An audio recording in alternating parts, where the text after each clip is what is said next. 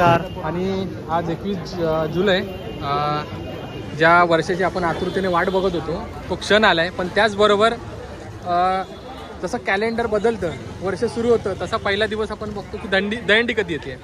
2 शब्द बोला खोपटच्या राजाबद्दल. बघा, खोपटच्या राजाचा कायम विजय असो असं आम्ही म्हणतो. आणि या वर्षीसुद्धा आम्ही आज प्रारंभ करतो आहे. आज 21 जुलै हा गुरुपौर्णिमेचा निमित्त आम्ही ठरलेला आहे आणि चांगला दिवस आहे.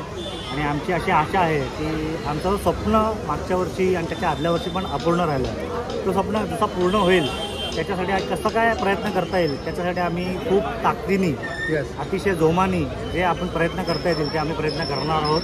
आणि आज प्रारंभ करतो आहे. सगळ्या मुलांना ताकद, जिद्द जे काय आहे ते सगळं एकवटून आजपासून सगळेजण एकत्र येऊन जे काय करता येईल, जे काय चांगले प्रयत्न करता येईल ते आम्ही करणार आहोत. आम्ही आमचं ठाण्यातील सर्वात जुना गोविंद आहे. यावर्षी 68 वर्षात आम्ही पदार्पण केलं आहे. आणि आमचं 9 थरांचं स्वप्न हे खूप वर्षापासूनचं 9 थरांचं स्वप्न होतं. कारण सलग आम्ही 2007 सालापासून आम्ही सलग 8 थर लावतो. आणि ते आमची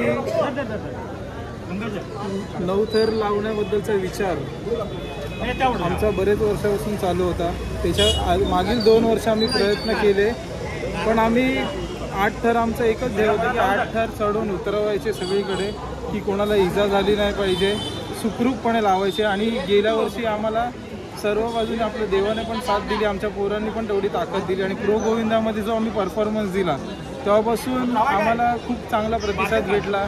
आमच्या बाळगोपाळांची संख्या पण वाढली. त्याच्यामुळे प्रत्येकाला जोश आला आणि एकमेकांना साथ देऊन आम्ही 9 थराचा प्रयत्न केला. आणि हीच आमची इच्छा आहे की ह्या वर्षी आम्ही ते आमचं 9 थरांचं जी स्वप्नपूर्ती आहे, जे आमचं स्वप्न आहे ते आम्ही पूर्ण करायचा प्रयत्न करू पूर्णपणे. ओके दादा, आपण बोलूयाच, पण त्याचबरोबर आपल्या बाकीच्या पण बाळगोपाळांना काय वाटतंय, काय वाटण्यापेक्षा ते म्हणतात ना की कधीपर्यंत आम्ही येतोय आणि ह्या क्षणाची वाट बघतोय. आपण ते विचारूया आपण सगळ्यांना. एकीचं बळ जे आहे आमचं ते आहेच, नाही असं नाही. आम्ही जी सुरुवात करतो ती गावदेवीची जत्रा झाल्यानंतर करतो. ओके. पण सध्या कॉम्पिटिशन आणि थरांची जी संख्या आहे ती वाढत चाललेली आहे. ओके. त्याच्यामुळे प्रॅक्टिस ही सराव जो आहे तो लवकर करावा लागतो. बरोबर. त्याच्यामुळे आम्ही प्रत्येक मंडळात जाऊन त्यांना सांगून आम्ही त्यांना एकत्र आणण्याचा प्रयत्न करतो. ओके. हां, त्या हिशोबाने आमचं मनुष्यबळ वाढत जातं. ओके. आणि जे त्यांना काय मंडळाला जे लागेल ते आम्ही द्यायचा त्यांना प्रयत्न करतो. पण अशा आमच्या जेवढे मंडळ आहेत त्यांची कुठलीही अपेक्षा नाही आहे की आपल्याला काय मिळेल, असं आमच्या ते एकही मंडळ नाही आहे. त्यामुळे आम्हाला त्या मंडळाचा ना खूप ठेवा वाटतो. त्याबद्दल यावर्षी आमच्या गोविंदा पथकाचा 68 वर्ष आहे. आणि यावर्षी जसं सालाबादप्रमाणे गोविंदा पथक गोकुळ अष्टमीच्या दिवशी ठाण्यामध्ये दहीहंडी बोलण्यासाठी निघतो. पण यावर्षी आमच्या गोविंदा पथकाचा संकल्प आहे की यावर्षी 9 थर नक्कीच लावून दाखवतील. पुढची समीर पेंढारे सांगतो. यस. खोपट विभाग गोविंदा पथक यावर्षी आमच्या मंडळाचे 68वं वर्ष आहे. आज सराव प्रारंभाचा आम्ही नारळ वाढून आम्ही प्रॅक्टिस सुरू करतो. गेल्या वर्षी जी मुलांची संकल्पना होती की 9 थर उभारून ठाण्यातला पहिला गोविंदा पथक असेल की तो 9 थर लावून हे करेल, पण गेल्या वर्षी आमच्या मुलांनी चांगली प्रॅक्टिस केली, पण थोडक्यासाठी आम्ही 9 थराला आम्ही हे झालो. पण ह्या वर्षी नक्कीच ठाणेकरांना आम्ही भेट देऊ आणि 9 थर आम्ही यावर्षी उभारून संपूर्ण महाराष्ट्रात एक आम्ही विजयाची दौड करू. बरोबर. तुम्ही बोललात की आता 9 थर उभारून आम्ही अख्ख्या महाराष्ट्राला तो आमचा एक पराक्रम दाखवू. पण त्याचबरोबर आपला उत्सव आहे, आपली परंपरा टिकून राहिली पाहिजे. 68 वर्षाचा तो तुमच्या दहीहंडीचा तो जे सातत्याने टिकून ठेवलं आहे. आता स्पर्धेचं युग आलं आहे, पण त्याच्यामधून पण आपण आपली संस्कृती जपून ठेवतोय. खोपटचा राजा काय संदेश देईल या सगळ्या गोष्टीबद्दल? गेले 68 वर्षात आई गावदेवीच्या कृपेने आमच्या गोविंदा पथकात कुठलीही इजा झाली नाही. आम्ही दरवर्षी आम्ही जेवढे आमचे प्रॅक्टिस होते, जेवढे आमचे थर लागतात तेवढीच आम्ही दहीहंडीच्या दिवशी आम्ही थर उभारतो. आम्ही संपूर्ण ठाणे शहरातील आम्ही मुंबई ठाण्यातील सर्व गोविंदा पथकांना एकच विनंती करतो की जेवढे आपली प्रॅक्टिस झाली असेल तेवढेच आपण थर उभारा. गेल्या वर्षी हे स्पर्धेचा युग आम्हाला ही समस्या आहे, पण गेल्या वर्षी ठाण्यातला एकमेव मंडळ होता की जो प्रोमध्ये सहभागी झाला होता आणि अर्ध्या सेकंडनी आम्ही त्याच्यात पराजय झाला होता.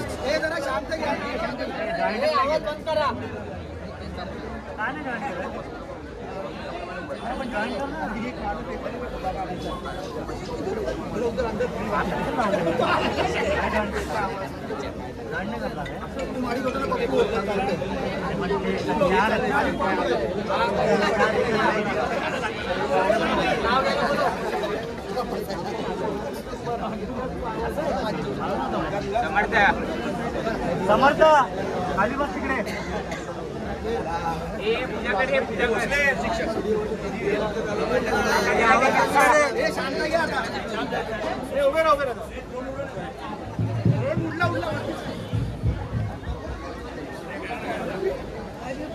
आवाज कमी करे.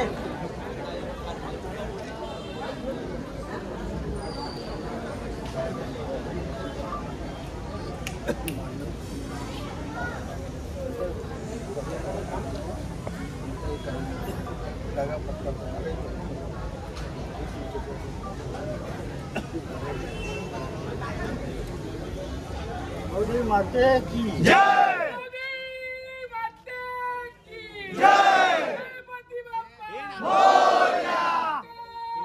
एक साइड लावून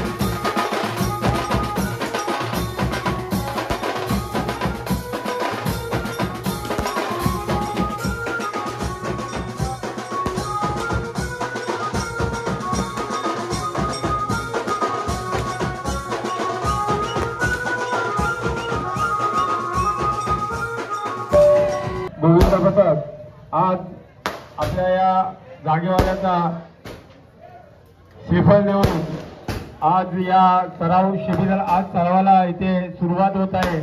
तरी सर्व बाळगोपाळांनी इकडे लक्ष द्या. प्रथम आपले जे गोविंदाचे प्रतीक आहेत आणि देवता आहेत श्रीकृष्ण गोपाल कृष्ण महाराज, त्यांच्या प्रतिमेस आपण सर्वांनी नमस्कार करून त्यानंतर सरावाला सुरुवात करायची आहे. इकडे लक्ष द्या. गोविंदातील सर्व गोविंद खेळाडूंनी आपल्या या व्यायामशाळेत श्रीकृष्णाची मूर्ती ठेवलेली आहे तिथं. आणि आज आपला गोविंद भक्ताचा सराव इथे सुरू करण्यासाठी आपण जागेला श्रीफळ दिलेला आहे. आणि या बाळगोपाळांचा जे दैवत आहे श्रीकृष्ण महाराज त्यांच्या आज मूर्तीला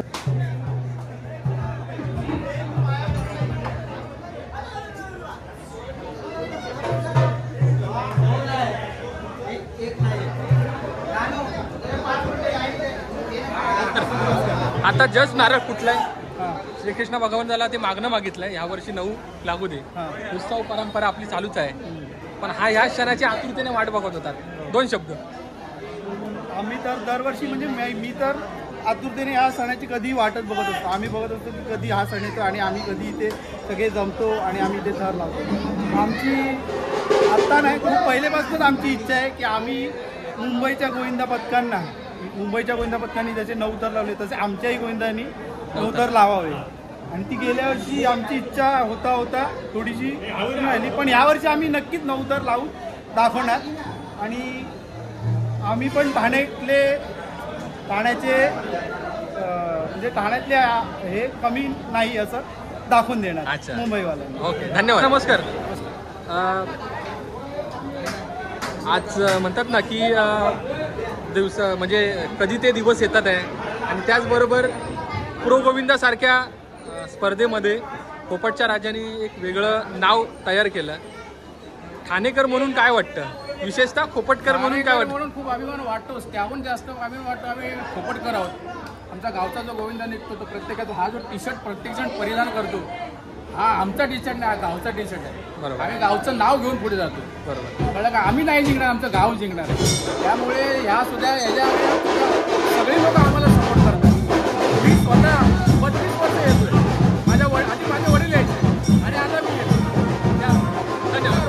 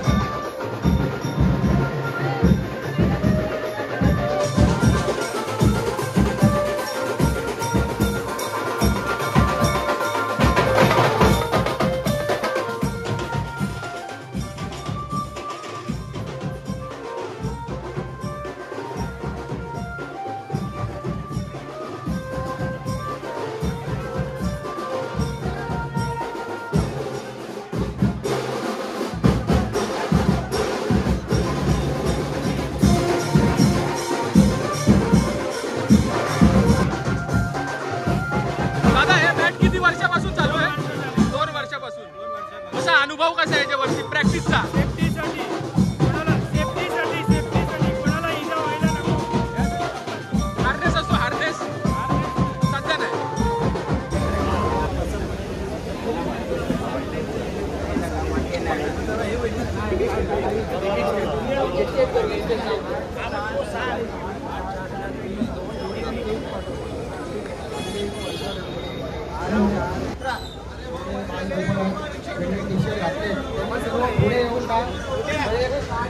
बसून घ्या.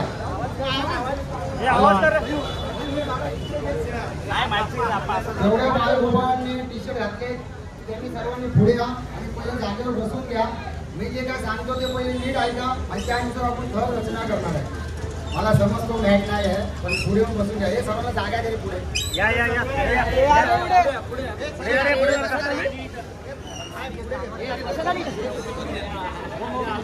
पहिले मी आपला सार्वजनिक गोकुळाष्टमी उत्सव कोकण विभाग ठाणे आज आपला पहिल्यांदाच आपण आपल्या जागेवर सराव चालू करतोय. त्याचा आज नारळ आपण जो वाढून घेतला आहे त्यासाठी जेवढे इथे आपल्या विभागाचे जमलेले सर्व नागरिक यांचा मी मनापासून आभार मानतो.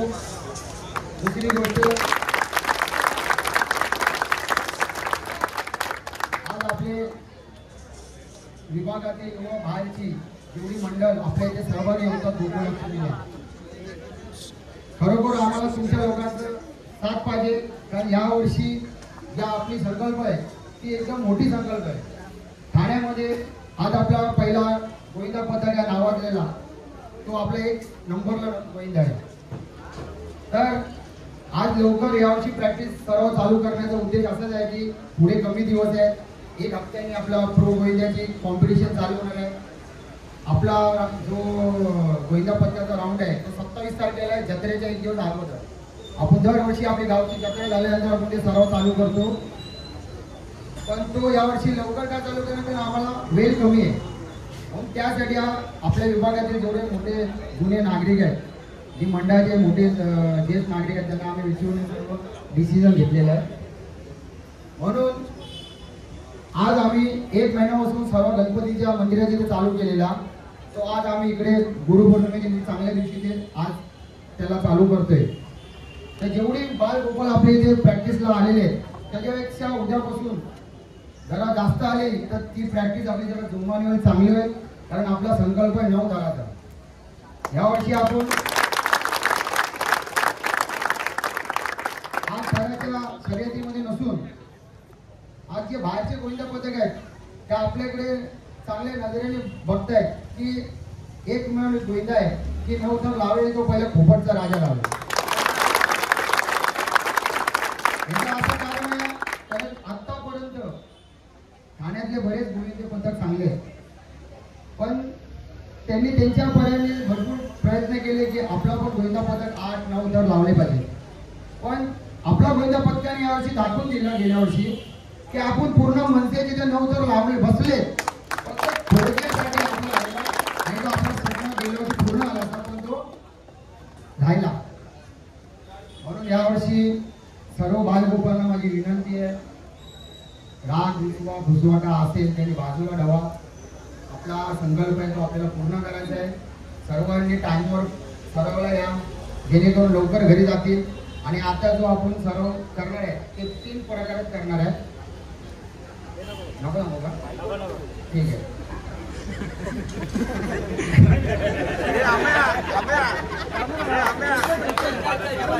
सरप्राईज आहे, ऐकायला लागतो सर्वांना. म्हणून मी जेव्हा सर्व चालू करते तेव्हा मी बोलतो तेव्हा प्रत्येक बालगोपाळाची विनंती आहे मी काय जे बोलतो ते ऐका. कारण एवढ्या क्राऊडमध्ये माझा आवाज कुठे नाही. आता माहीत आहे म्हणून गोविंदाला मी माहीत घेऊन नाही बोलणार. म्हणून आपण चालू करूया, टाइम कमी आहे, पुढे पण आपला प्रोग्राम आहे. हा खालीच बसा सर्वांनी. लागलंच पाहिजे.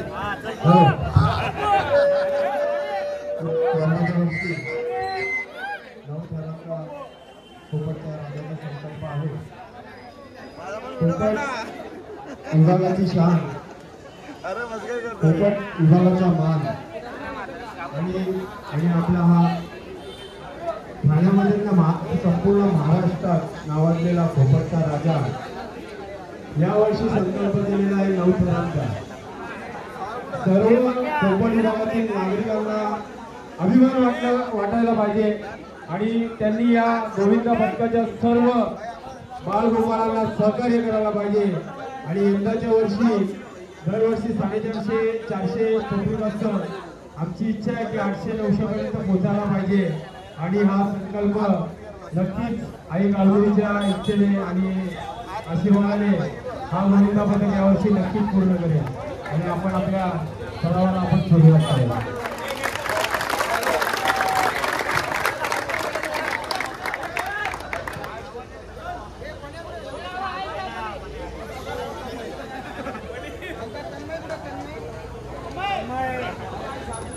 माझं अजिबात येणार नाही कारण मला कंटाप करून गणपती बाप्पा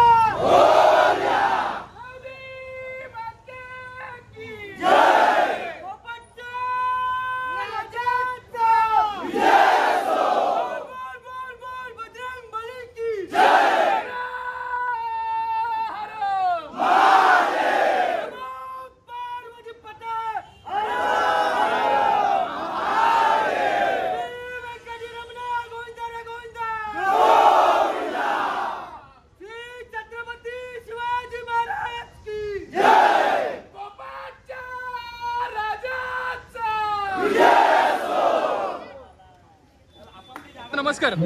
खोपटचा राजा प्रशिक्षक ठाणे खोपट 2024 ची पण जबाबदारी तुमच्याकडेच आहे. वर्षानुवर्ष तुमच्याकडेच आहे. 2 शब्द सुरुवात होतोय, नारळ फुटलाय, आता मनामध्ये काय चाललंय ते सांगा. पहिली गोष्ट आपला जो खोपटचा राजा आहे तो कधी पण आत्तापर्यंत आम्ही आमचा सण जपला. कुठली कॉम्पिटिशन व कुठली स्पर्धा कुठल्याच गोविंदा पण नाही आमचं. आम्ही सण टिकवायला बघतो. आज जे आमचं जुन्या लोकांनी जे चालू केलेलं मंडळ आहे ते आजोबा नंतर आमचे वडील नंतर आमची मोठी माणसं नंतर आमच्यातली मुलं आज आमच्या खांद्यावर येऊन टेपले. आम्ही जेवढा सराव करतो तेवढाच आम्ही दहीहंडीच्या दिवशी रचना करतो. ओके. आणि माझा हे एक उद्देश आहे सर्व गोपाळ लोकांना, बाहेरच्या मंडळाला, आपली रचना जेवढी असेल तेवढाच करा आणि कुठली मंडळी इजा नाही झाली. एकदा कुठला गोपाल मंडळामधला कुठल्या पथकाला म्हणजे गोपाल टाळाला तर कुठल्या खेळाडूला इजा झाली तर तो 2 वर्ष खेळू नाही शकत. बरोबर. तर जास्त करून ते आपण मंडळाने जपलेलं आहे. आणि आम्ही खरोखर आमची मुलांनी जे सराव चालू केलं आहे तो म्हणजे एकदम जिद्दीने केलेला आहे. कारण प्रो गोविंदा पण 1 हप्त्यानंतर आपला शनिवारी आमचा राऊंड आहे, 9वा राऊंड आहे. आणि त्यानुसार म्हणून आम्ही आमची 28 तारखेला गावची जत्रा आहे. आम्ही ॲक्च्युली त्याच्यानंतर चालू करतो, पण यावर्षी लवकर चालू केल्याचं कारण की दिवस कमी आहेत आणि एकदम व्यवस्थित सर्व चालून पद्धतशीर आम्हाला 9 थर लावून चढवायचे नाही, आम्हाला उतरवायचे ही आमचं जास्त सांगा. Okay okay. माझा एक शेवटचा प्रश्न, श्रीकृष्ण भगवंताला आणि आई गावीदेवीला जे मागणं मागितलंय ह्या वर्षी ती संकल्प तो पूर्ण होऊ दे. यावर्षी गावदेवी आईला व आज गुरुपौर्णिमा आहे, आमच्या गुरूंना आमच्या कृष्ण राजाला मी खरोखर मनापासून वंदन करतो की आमची जी संकल्प आहे ती खरोखर सर्व मुलांची जिद्दीने पूर्ण झाली पाहिजे. आणि आमच्या मागे असं कायमस्वरूपी राहिलं की हा मंडळ 100 वर्षाने पुढे चालत राहून दे हीच आमची पुढच्या पिढीला माझी सांगली. धन्यवाद दादा, बोलूया परत. आणि बाग आहे त्याच्यावर ट्रँगल भांडी तुझी आहेत का सर्व भांडी तुझी आहेत का मागे लक्ष दे तुझी आहेत ना मग जोडीला कोण आणि आता प्रसाद आणि पण्या झालं का पहिले हे ऐक हर्षल तुझं काम आहे हे दोघं वरती बसल्यानंतर तरच मी शिकली मला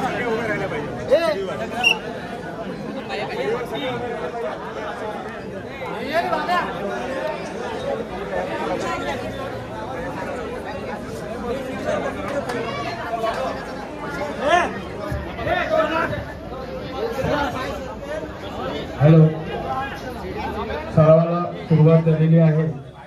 जे बाहेर उभे आहेत नागरिक बघायची भूमिका घेतलेली आहे त्यांनी थोडं पुढे सरसवायचं आहे. बघा कसं छान पद्धतीने जो त्यांनी अगोदरच सुरुवात केली होती सरावाला, पण आज आपला जो गोविंदा पथकाचा जो मैदान आहे हा पोपट्टा ग्रामशाळेसमोरील आज जागेवाल्यांना नाव नेऊन आज गुरुपौर्णिमेच्या दिवशी सुरुवात झालेली आहे. कुणी आवाज करायचा नाही.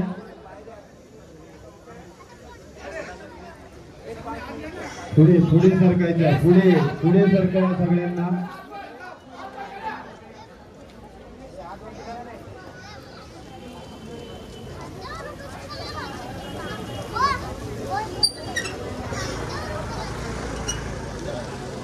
हातवर करा सगळ्यांचे हातवर सर्व एकाला होती एक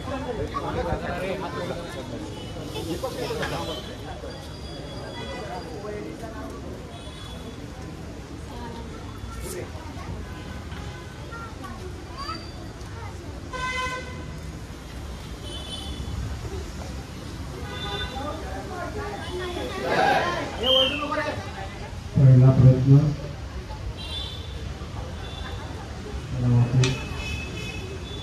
हा करांचा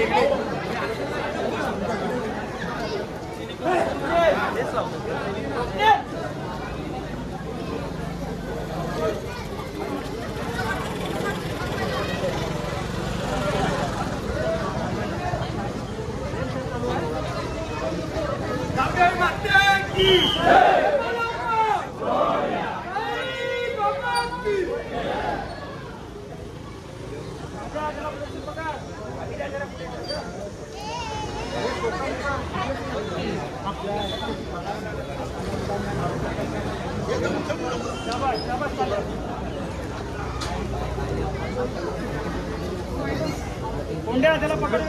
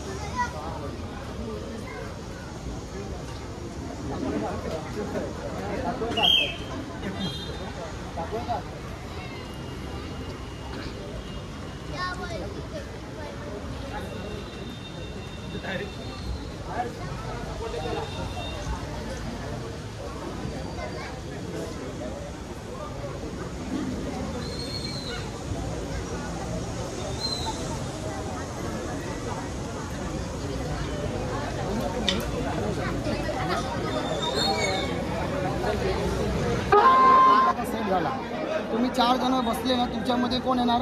आर्चल येणार, बरोबर आणि बाबू आहे. 2 पाठवामध्ये 2. ए आर्चल आहे, बाबूला बोलव रे. ए बाबू, ए बाबू ते 2 झाले, त्याच्यावर एक टाकतो का? नाही आलेले आहेत, बरोबर. हे 4 बसायच्या अगोदर 8चा थर लागला की तुम्ही पहिले रचना आतमध्ये बसा. तुम्ही रचना आतमध्ये करून बसले, हे सर्व भार असतील शिड्यांवर, त्याच्यावरचे पण शिड्यांवर रेडी असतील, ट्रायंगल पण रेडी असणार. मी शिट्टी मारली तर पहिल्या 14 नीट सेट होऊन द्या. लक्षात ठेवा 14 पहिले हे 4 जोपर्यंत कडक उभे नाही राहत तोपर्यंत वरच्या 4 बसू नका. आणि त्याच्यानंतर जे 4 जर कडक उभे राहिले त्याच्यानंतर तो ट्रायंगल भांडी चढवायचं काम करायचा. आणि त्याच्यानंतर जोडी आणि फक्त तो प्रसाद जाणार आहे. हा थर व्यवस्थित चढला आणि व्यवस्थित उतरला तर त्याच्यावर मी नंतर एक पणीला टाकणार. हा आपला लास्टचा तर असतो. हा 14 हा 9चा आहे ना म्हणून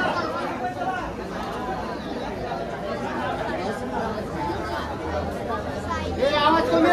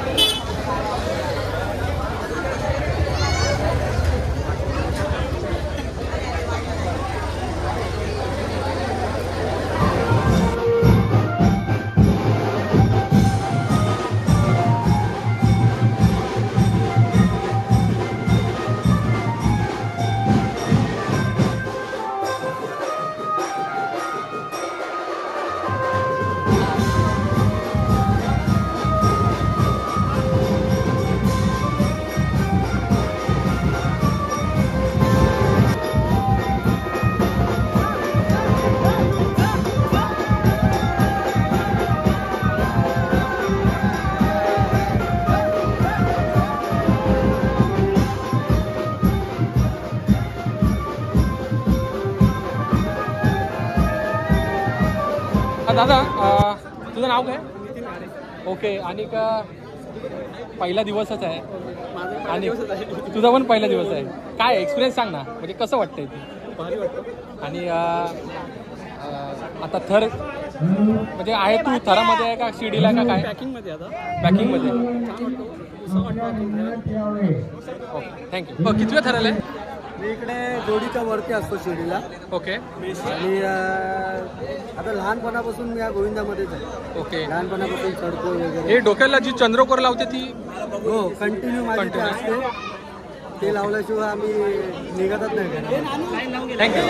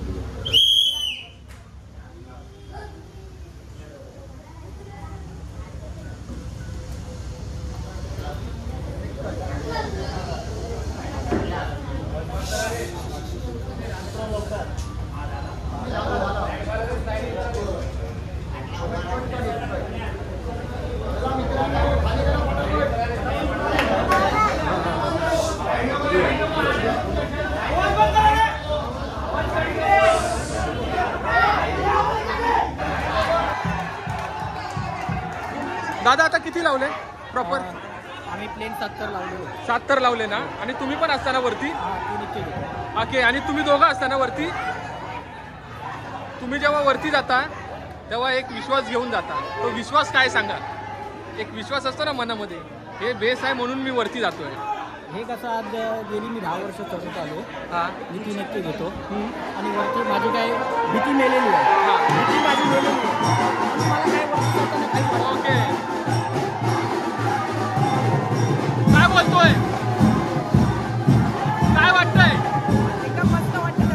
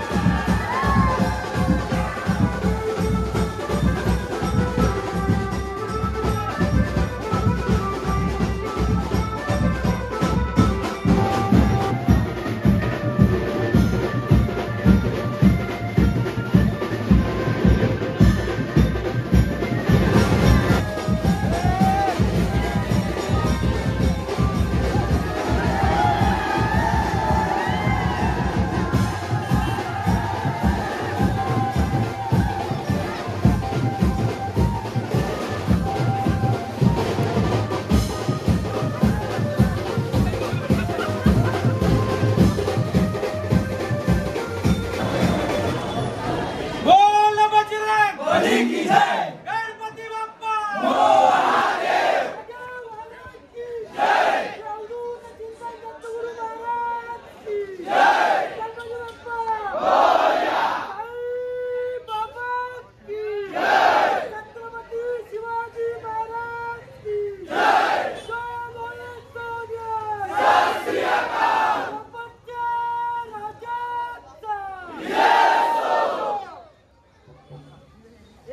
दादा नमस्कार. ठाण्याचा राजा त्यानंतर कोपटचा राजा भाऊ भाऊ आहेत दोघं जण. 100% काय बोलताय? 100% एकदम चांगलं. भावांबद्दल काय बोलताय? भावांची मेहनत खूप चांगली आहे. आम्ही बघतो एवढ्या वर्षात खूप चांगले प्रयत्न करतात. चांगली प्रॅक्टिस चालू आहे. आज सुद्धा त्यांनी चांगला प्रयत्न केलाय. तर त्यांना पण आमच्याकडून म्हणजे पुढच्या वाटचालीसाठी शुभेच्छा आहेत. आणि अशीच आम्ही एकत्र राहून ठाण्याचं नाव मोठं करत राहिलो पाहिजे. दोघं एकत्र राहिलो पाहिजे आणि असंच करत राहिलो पाहिजे. अजून बरेचसे गोविंद आहे ठाण्यामध्ये, ते सुद्धा मोठे झाले पाहिजे. ओके, असं मला वाटतं. ओके. प्रॅक्टिस तर बघितली आहे, पण हे बघता बघता म्हणजे म्हणतात ना आता तुम्ही प्रो गोविंदामध्ये आहेत? आहे नाही अजून माझा काय त्याच्याबद्दल अजून काय ठराव नाही झाला. पण जेव्हा बघतो की आपल्या ठाण्यातलाच गोविंद आता चाललाय तिकडे, म्हणजे मागच्या वेळेला पण होता. बरोबर आहे. प्रो गोविंदाबद्दलचा ठाण्याचा राजा अनुभव कोपटच्या राजासाठी. कोपटच्या राजाने गेल्या वर्षी सुद्धा खूप चांगले प्रयत्न केले. चांगले आपल्या ठाण्यातला पहिला गोविंदा जो तिथे पोहोचला आणि गेल्या वर्षी सुद्धा आम्ही त्यांना शुभेच्छा द्यायसाठी इकडे आलो होतो. आणि ह्या वर्षी पण 1000% जास्त आमचा सपोर्ट असेल त्यांच्यासाठी. खूप खूप शुभेच्छा आहे तुम्हाला पुढच्या वाटचालीसाठी. आणि असेच तुम्ही मोठे प्रयत्न करत जा आणि ठाण्याचं नाव मोठं करत जा. आणि आम्ही नेहमीच तुमच्या बरोबर असणारच आहे. धन्यवाद दादा.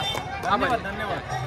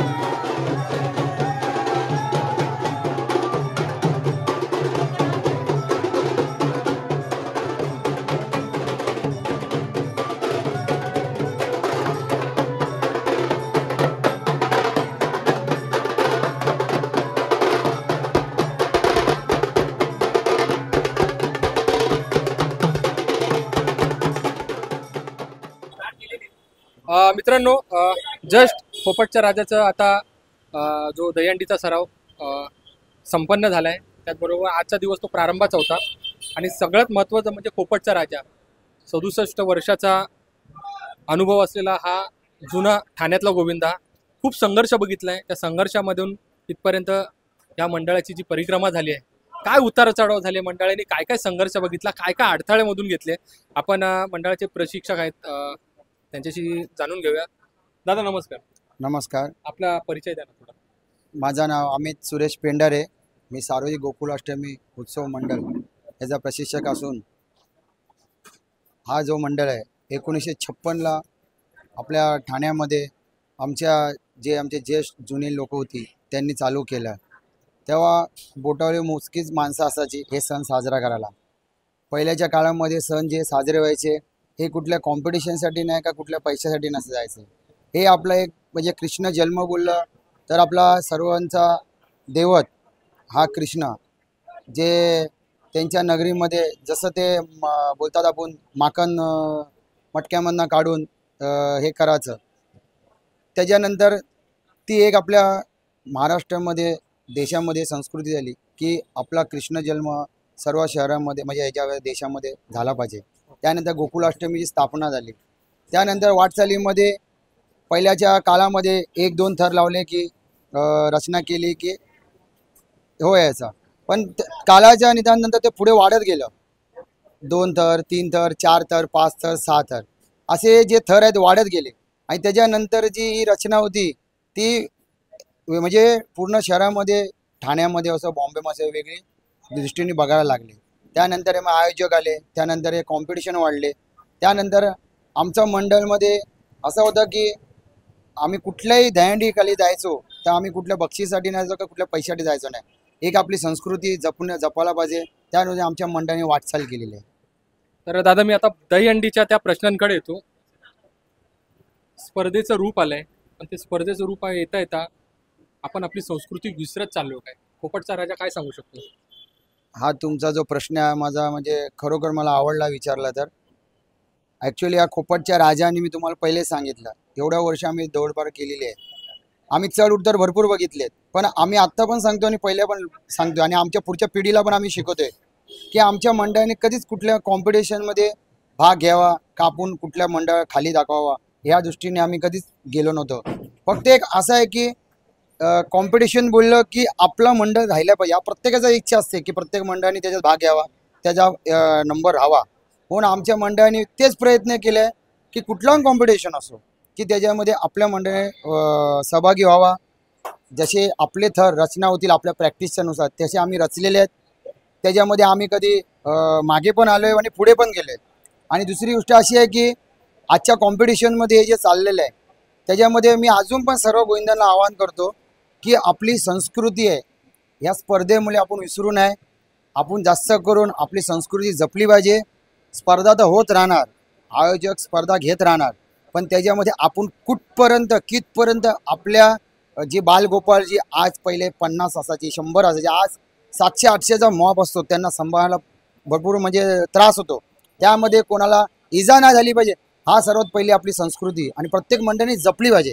कारण बालगोपाळ असा आहे की यावर्षी त्याला काय इजा नाही झाली तर तो पुढच्या कायमशी सुरू चालत आणि प्रथा चालू राहणार. दादा मी आता दहीहंडीच्या त्या तांत्रिक गोष्टींकडे येतो. वेट ट्रान्सफर करणे, तर जेव्हा चढतात बेस जेव्हा बनतो तेव्हा बॅलन्स होतं. एकमेकांना सांगावं लागतं की बाबांनो तुम्ही वेट ट्रान्सफर करा. जो मुलगा या दहीहंडीमध्ये वेट ट्रान्सफर करायला शिकला तो मुलगा त्याची जागा तिकडे निश्चित असते. एक प्रशिक्षक म्हणून एका मुलाला त्याचा पाय फ्रंटला कुठे चाललाय, बॅकला कुठे चाललाय, कमरेवर प्रेशर येतोय काय, बॅकला प्रेशर येतोय काय, शोल्डरला प्रेशर येतोय, तांत्रिक गोष्टी बघत असतात. काय सांगाल?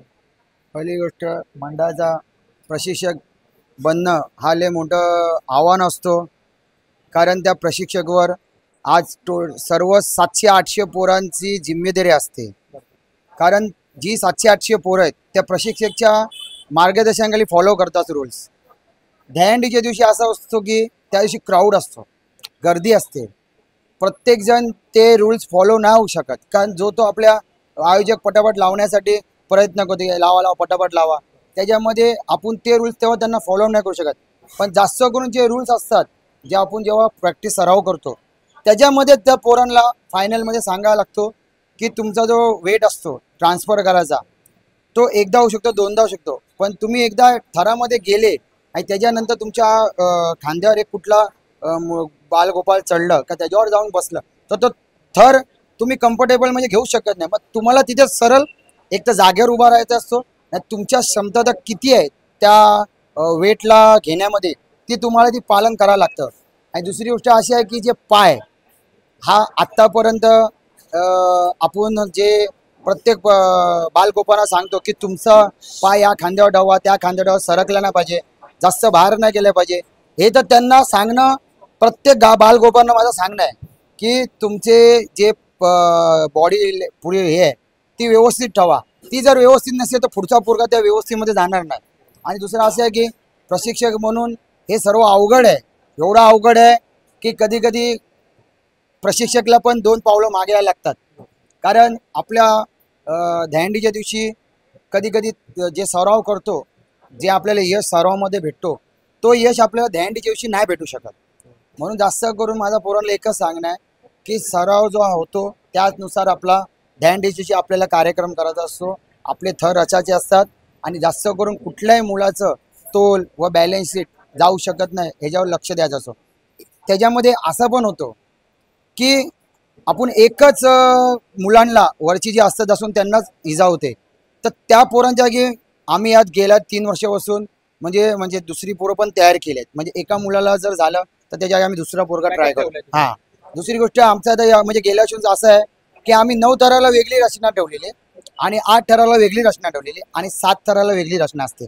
कारण आम्ही जसे मोठ्या बघतो ना, तसे आम्ही छोट्या हंड्या पण एरियातल्या घेतो. कारण आजकाल काय आलंय, सर्वजण मोठ्या हंड्यांकडे जातात आणि छोट्या जे जे आपले कायमस्वरूपी एवढ्या वर्षापासून लावतात हंड्या, त्यांच्याकडे छोट्या मोठ्या गोविंद्यांचं पाठबळ झालेलं आहे. तर जास्त करून त्यांना पण तेवढाच गरजेचं बघा की असं नाही की मोठा त्याच्याकडे जास्त प्राईज आहे आणि छोट्याकडे आपल्याला कमी प्राईज आहे, ते बघणं आमच्या मंडळाचं नाही. आम्ही सर्वांकडे जातो. एक प्रबळ दावेदार म्हणून पोपटच्या राजाचं आता नाव यायला लागलंय. प्रबळ दावेदार मुद्दामून मी हा शब्द जबाबदारीने बोलतोय. नामांकित दहीहंडी पथकांमध्ये पोपटच्या राजाचं नाव आलंय, पण हे बघता बघता पोपटच्या राजांनी 5 थराचा प्रयत्न केला, 6 थराचा प्रयत्न केला, 7 थराचा प्रयत्न केला. आता तुम्ही जो शब्द वापरलाय की छोट्या हंड्यांकडे पण बघितलं पाहिजे, एक आयोजक म्हणून तुम्ही आयोजकांच्या एक म्हणतात ना की अपेक्षा काय असतात की बाबा आम्ही गेल्याच्या नंतर प्रबळ दावेदार म्हणून आमचं पण नाव घेतलं जातं. छोट्या हंड्यांना बघण्याचा दृष्टिकोन आणि जे आयोजक आहे त्यांच्याकडून तुम्हाला काय अपेक्षा आहे? माझी आयोजकांना असं बोलावं तर भरपूर अपेक्षा आहेत. आज मोठे मोठे आपले ठाणे शहरातले जे मोठे सहकार्य मोठी लोक आहेत, प्रत्येक राजनीतीमधले पक्षाची जास्त करून त्यांच्या हंड्या असतात. त्यांना माझं असं आव्हान आहे की जसं तुम्ही मोठ्या गोविंद्याला प्राधान्य देता व मुंबईच्या गोविंद्याला प्राधान्य देता, तर तसंच जी छोटी मंडळ आहेत त्यांना पण प्राधान्य तेवढाच द्या, त्यांना पण तेवढंच मानधन द्या, त्यांना पण त्या जे मोठ्यांकडे तुमचं बघण्याचा दृष्टी वेगळी तसे छोट्यांना पण तेवढंच बघा. जी तुम्ही कॉम्पिटिशन खेळवता ना, ते कॉम्पिटिशन न खेळवता तुम्ही छोट्यांना मोठ्यांना एक समान सर्वांना बघा. कारण हा जे आज आपण करतोय हे प्रत्येक गोविंदा म्हणजे दहीहंडी पथकवाले हे आपल्या मंडळासाठी काय ना काय करत असतात. म्हणून आयोजकवाल्यांनी जेवढं मोठ्यांकडे बघण्याचं दृष्टिकोन आहे ना, ते बदलून छोट्यांकडे पण बघा आणि त्यांच्यासाठी पण काहीतरी त्यांची रचना असून दे, त्यांचे मानधन असून दे की तो जो आज 5 थर लावतोय तो पुढच्या वर्षी 6 थर लावला पाहिजे, 6 थर आणि 7 थर लावला पाहिजे आणि तो गोविंदा पथक कधी तो मोठ्या ह्यांच्यापर्यंत जाईल ते गरजेचं आहे. कारण आम्ही आज प्रयत्न असावा आणि आम्ही आज त्या छोट्यामधनंच आम्ही आज मोठ्यापर्यंत गेलोय. कारण मी पहिले तुम्हाला सांगितलं, आम्ही आज आमची संस्कृती जपतो, आमचं नाव जपतो. आम्हाला जे मागच्या लोकांनी मार्गदर्शन केलं आहे तेच आम्ही मार्गदर्शन बाकीच्या गोविंदांना करतो, बाकीच्या आयोजकांना करतो. आज आम्ही एवढा वर्ष गोविंदा पथक सांभाळतोय. पण तुम्ही बघा, हा ठाण्यातला एकमेव गोविंदा असेल की त्याच्या टी शर्टवर कुठल्या राजनीतीवाल्याचा बॅनर म्हणजे नाव नसतो. गोविंदा पथक हा चालवणं व सांभाळणं आज सर्व सोपं आलं आहे. नेत्याचं स्पॉन्सर घेतलं, बॉड्यांवर होतं, नाश्त्याचं सर्व. पण आमच्या गोविंदा पथकाने आत्तापर्यंत एवढे 68 वर्ष म्हणजे जेवढे झालेत, कधीच आम्ही कुठल्या बॉडीवर आमचा बाहेरच्या कुठल्या स्पॉन्सरचा कधी नाव नाही लागला. जी सहकुशीने आम्हाला देतात ते कुठला म्हणजे असं त्यांचं संस्था असेल का त्यांचं हे असेल नाव, ते आम्ही टाकू शकतो. पण आम्ही कुठलं वैयक्तिक नाव कधी बॉड्यांवर छापलं नाही. म्हणून हा आमची सर्वात गोविंदा पथकातला म्हणजे लय मोठा मान आहे. आणि आज आम्ही संस्कृती आमच्या पुढच्या पिढीला पण आम्ही हे शिकवलं आहे की जसं मागच्यांनी आम्हाला शिकवलं आम्हाला, तसं तुम्ही हे गोविंदा पथक सांभाळा. आणि बाकीच्यांना पण माझं एकच आव्हान आयोजकांना की कॉम्पिटिशन कमी खेळवा आणि पोरं जे गोविंदा पथक आहेत ते कसे मोठे होतील, त्यांना कसं चांगलं बॅकग्राऊंड भेटेल, त्यांना कसं स्टेज भेटेल, एक प्लॅटफॉर्म, त्याच्याकडे जास्त लक्ष देणं बाहेर. माझा आता दादा शेवटचा प्रश्न आहे, ह्याच्यानंतर मी माझ्या प्रश्नाची मालिका थांबवतो. सगळ्यात महत्त्वाचा येतोय स्पॉट इन्शुरन्स. स्पॉट इन्शुरन्स म्हणजे त्या दिवशी आपण जिथे जातो ज्या इव्हेंटमध्ये आयोजकांकडे, त्या जागेचा स्पॉट इन्शुरन्स असतो. स्पॉट इन्शुरन्सचा जो टायमिंग असतो, दुसऱ्या दिवशी मी भरपूर मंडळांशी बोलतो, त्या दिवशी सकाळी 6 वाजेपर्यंत तो इन्शुरन्स असतो. अचानक त्या मुलाला जेव्हा काही इजा होते ती दिसत नाही, पण दुसऱ्या दिवशी ती दिसते. मला तो मुक्का मार लागलाय, ते मुक्का मारचं जे स्वरूप आहे किंवा काही जे इंजर्डचे जे स्वरूप आहे ते दुसऱ्या दिवशी त्याचे परिणाम होतात. पोपटच्या राजाचा इन्शुरन्स आहे का? आमच्या पोपटच्या राजाचा इन्शुरन्स आम्ही सरावापासून चालू करतो. जास्त करून त्याच्यावर आम्ही म्हणजे आमच्या मंडळाने 2 माणसं म्हणजे प्रतिनिधी ठेवलेले आहेत की खास ती 2 पोरं म्हणजे थरात नसून कुठल्या कामात नसून ती फक्त जी नवीन पोरं येतात मंडळाची पोरं असतात त्यांची नावं त्यांचं वय व्यवस्थित त्यांचं बॅकग्राऊंड म्हणजे पूर्ण इन्शुरन्ससाठी जे आपल्याला लागतं ते सर्व आपल्या डेटाला आहे का. कधी कधी 700 पोरांमध्ये 1-2 पोरांची नावं राहतात. पण यावर्षी कसं केलं आम्ही की ती जी रचना आहे ती आम्ही बदललेली आहे. पहिल्या दिवसापासून ज्यांचा इन्शुरन्समध्ये नाव असेल जी खबरदारी आमच्या प्रतिनिधींना मी मार्गदर्शन केलेलं आहे त्या गोष्टीचा. आणि दुसऱ्या इन्शुरन्स कंपनीनं एक त्याचा मला पण सांगणं आहे की जे तुम्ही लास्टच्या दुसऱ्या दिवशी 6 वाजेपर्यंत ठेवताय ना तो पिरियड वाढवा. कारण कसं असतं तुम्ही बरं बोलता की दुसऱ्याशी होतो कधी कधी 2 दिवसांनी पण नाही तो महिन्याने पण समजतो 15 दिवसांनी समजतो 10 दिवसांनी समजतो. तर तो पिरियड जरा वाढवला ना तर जेणेकरून ज्यांचं इजा जास्त होते तो जास्त दिवसांनी समजते त्यांच्यासाठी तो बेनिफिट त्यांना भेटू शकतो आणि ते मंडळाला पण पाठबळ भेटेल. आणि जास्त करून इन्शुरन्सचं माझे एक म्हणणं आहे मंडळाला की इन्शुरन्स हा सराव शिबिरपासून तो दहीहंडीच्या अंदर सर्वांनी म्हणजे सर्व काम सोडून तो पहिले लक्ष देणं भाग आहे. कारण तो दहीहंडीमधला सर्वात इम्पॉर्टंट महत्त्वाचा पॉईंट आहे आणि महत्त्वाचा ते करणंच पाहिजे. कारण आपण जी रचना करतो ती आज छोटी नाही लय मोठी आहे. कारण सर्वच जण आता बघा आम्ही सर्वापासून मॅट चालू केलेलं आहे. मॅट का पाहिजे असं नाही की थर कधी पडत नाही सांगू शकत नाही गेम आहे हा स्पोर्ट्स आहे हा कधी थर कोसळू शकतो काय होऊ शकतो हे सांगू शकत नाही. म्हणून प्रत्येक मंडळाने हे मॅट पण वापरावाच म्हणजे 5 थर लाव पण तो मॅट आणि इन्शुरन्स हा पाहिजेच हा माझा प्रत्येक मंडळाला आणि इन्शुरन्स कंपनीला पण सांगणं आहे. तर दादा धन्यवाद तुम्ही मला वेळ दिला आणि त्याबरोबर एक म्हणतात ना एक कुटुंब आहे या कुटुंबासारखे तुम्ही सगळे राहतात. आणि या श्रीकृष्ण भगवंताला एकच मागणं करतो की असाच हा खेळ गगनाला भिडू दे आणि असंच खोपटच्या राजाचं नाव राहू दे. धन्यवाद. थँक्यू.